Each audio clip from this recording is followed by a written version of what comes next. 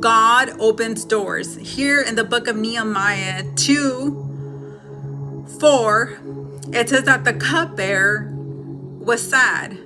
Then the king said, "What do you request?" So I prayed to the God of heaven. And I said to the king, "If it pleases the king, and if your servant has found favor in your sight, I ask that you send me to Judah, to the city of my father's tomb, that I may rebuild it." Then the king said to the queen, also sitting beside him, "How long will your journey be? And when will you return?" So if it pleases the king to send me, and set him a time. Furthermore, I said to the king, "If it pleases the king, let letters be given to me for the governor of the region beyond the rivers, that they must permit me to pass through until I come to Judah, and a letter to Asaph, the keeper of the king's forest, that he must give me timber for the beams, for the gates of the citadel, which pertaining to the temple, for the city wall, for the house that I will occupy." And the king granted them to me according to the good hand of my God.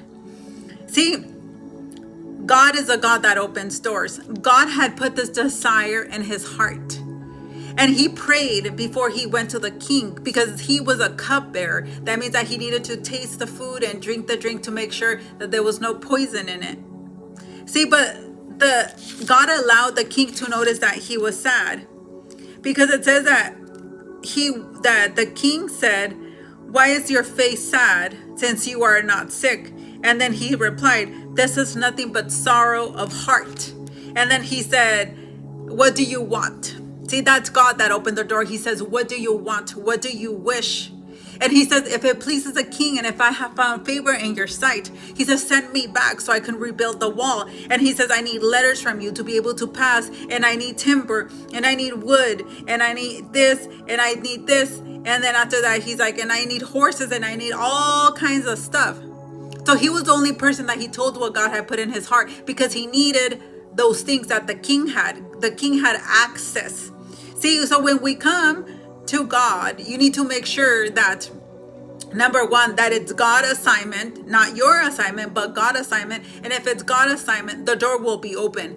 And here, God permitted him to get everything that he needed to go back to Jerusalem and to build the walls. But just so you know, it doesn't mean that there's not going to be haters. It doesn't mean that there's not going to be oppositions when you get there. Yes, the door has been opened, but don't think it's going to be peaches and cream, because as soon as he got there, it said here in number 9, it says, when Sanballat the Horonite and Tobiah the Ammonite heard of it, they were deeply disturbed. So there's people that are going to try to stop it, but they can't.